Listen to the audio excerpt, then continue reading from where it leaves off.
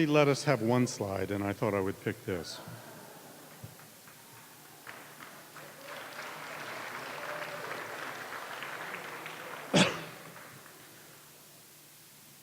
So, enough said. I'm going to start here. In the United States, we have a single-party system. I'm not saying that Democrats and Republicans are the same. I see a lot of differences between them. But if you look across the country at the state and national level, one party wins 95% of all the seats that are contested. And that's the money party. Yeah. The candidate who spends the most money wins 95% of the time. That's a success rate with elections that you don't usually see outside of dictatorships. And in fact, when other countries do it, we point to them as totalitarian regimes, and sometimes we invade them. Kind of interesting to think we'd invade ourselves. Yeah, exactly. What's this got to do with corporate personhood? Just this. Since about 1830, there's been an evolution in Supreme Court decisions and legislation that say that corporations are people. Since the 1970s, the Supreme Court has been deciding that money is speech when it comes to election campaigns.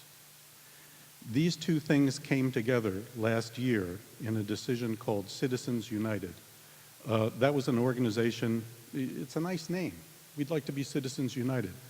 It was a corporation that invested heavily in what is called issue advertising.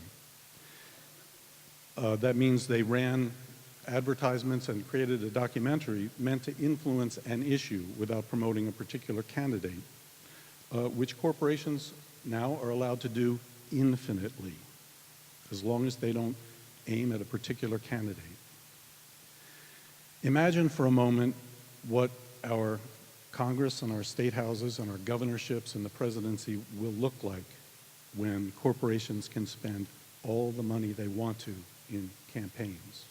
And you know, they don't think of it as contributions. They think of it as investment. What this decision, Citizens United, a 5-4 decision made last year, what it in effect will bring about is an identity of corporate interest with the public interest.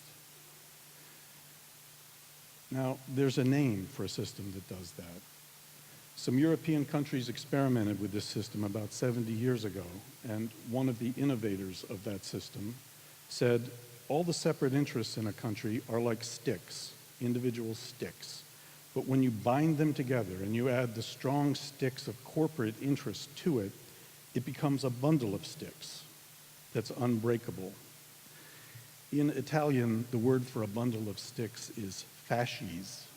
And so Benito Mussolini called his new innovation in governance fascism. That's a word that gets used a lot by people on the right and left. You throw it at someone, it's something you don't like. When we use it to describe the system that the Supreme Court is evolving us toward, it is historically accurate, philosophically correct.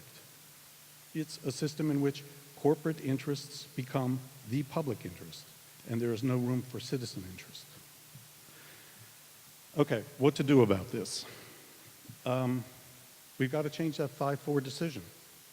One way to do that is to change the 5 on that side of the issue. One way to do that, a legal way, is to bring impeachment proceedings against one of those members. Another possible solution is the one that FDR tried back in the 40s when the Supreme Court kept turning down his New Deal legislation, and that is pack the court. The size of the court is not determined by the Constitution, it's determined by legislation. Congress can change the size of the court. What happened with FDR, all he had to do was propose that the court be expanded to 11, which would give him 2 new appointments, and suddenly the Supreme Court started seeing reason and deciding the other way. You and I can't pack the court, we can't pass that legislation, and that legislation is unlikely to pass today. What we can do is join a movement to amend the Constitution that would say, just add an elegant, simple clause that says corporations are not citizens and they do not have the rights and privileges of citizenship. I picked on campaign contributions, but the people who are active in this movement have a list of the many ways in which corporate personhood corrupts our system. And I encourage you to, well, there were some flyers out there earlier, but at the breakout session, I can offer you more information about how to connect with those people. They're easy to find on the internet. It seems like amending the Constitution is a difficult process, but let me remind you that with the exception of 2 decades, in every decade since 1787, when the Constitution was passed, it has been amended. It's not out of reach. We can do it. Okay, thanks.